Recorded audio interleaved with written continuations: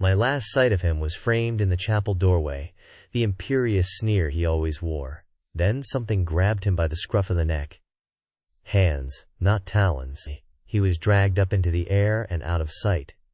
If he screamed, it was lost to the wind. They'll blame me, of course, the lone survivor, but it was Tamanay's fault.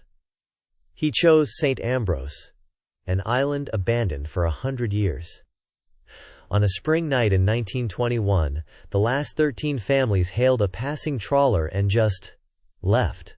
They never said why. We were the first to set foot there since. St. Ambrose is a day's journey off Scotland.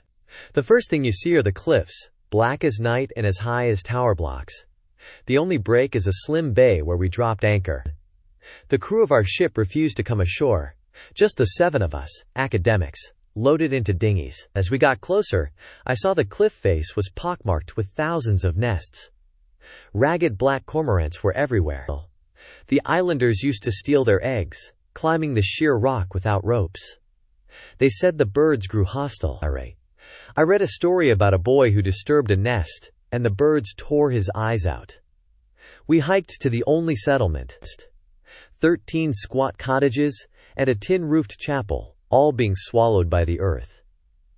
We set up camp in the chapel's shelter as a howling wind shook the island. I shared a tent with an anthropologist named McKay. He couldn't sleep. Twice I woke to see him crawling out of the tent, pacing around the chapel in the dark.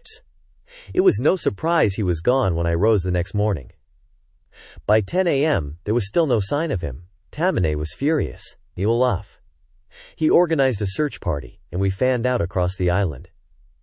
I made for the western cliffs, a bootprint, pressed into the dirt, and followed the tracks, a growing fear in my gut.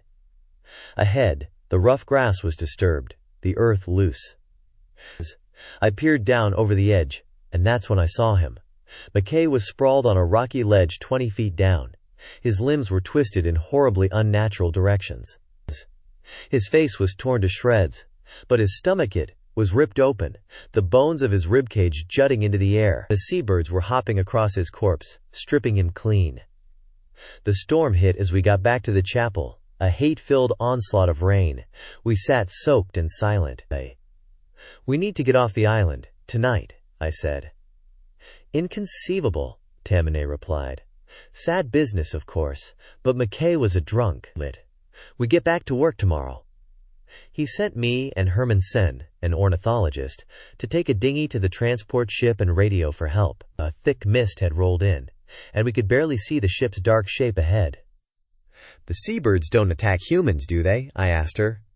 She snorted. The old drunk fell. The birds on him were just opportunists.